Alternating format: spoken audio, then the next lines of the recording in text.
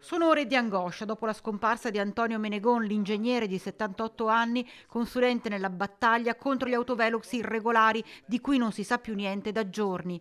Tutte le ipotesi sono aperte e gli inquirenti stanno lavorando in maniera serrata per rintracciare il perito impegnato in svariate lotte per la sicurezza degli automobilisti sulle strade di tutta Italia, oltre alla nostra regione. Menegon, che abita a Tezze sul Brenta da anni, gestisce una galleria d'arte in via Garibaldi a Rosà ed è proprio qui che i carabinieri e i vigili del fuoco, allertati per le ricerche, hanno rinvenuto le chiavi di casa, un PC ancora acceso, il telefono cellulare e all'esterno dello stabile il furgone e l'auto dell'ingegnere.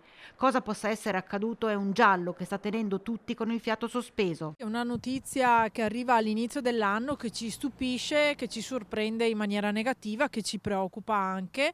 Non è bello avere di queste notizie e siamo vicini ai familiari, alle persone care all'ingegnere Antonio. Un'amara sorpresa perché effettivamente questo signore lo si vedeva girare anche qua per i nostri uffici per delle pratiche di tipo amministrativo. Io l'ho ricevuto un paio di volte anni fa, adesso recentemente non lo avevo più, avevo perso di vista, e la comunità è scossa proprio perché non si sa assolutamente dove sia andato a finire questa persona. Noi avevamo incontrato Menegoni in più occasioni, a seguito anche di una vicenda che lo aveva riguardato di persona, quando a causa di un sottopasso non segnalato adeguatamente era rimasto incastrato con il suo furgone. Da allora aveva portato avanti una battaglia che noi avevamo seguito passo passo e che era finita anche sulle reti nazionali.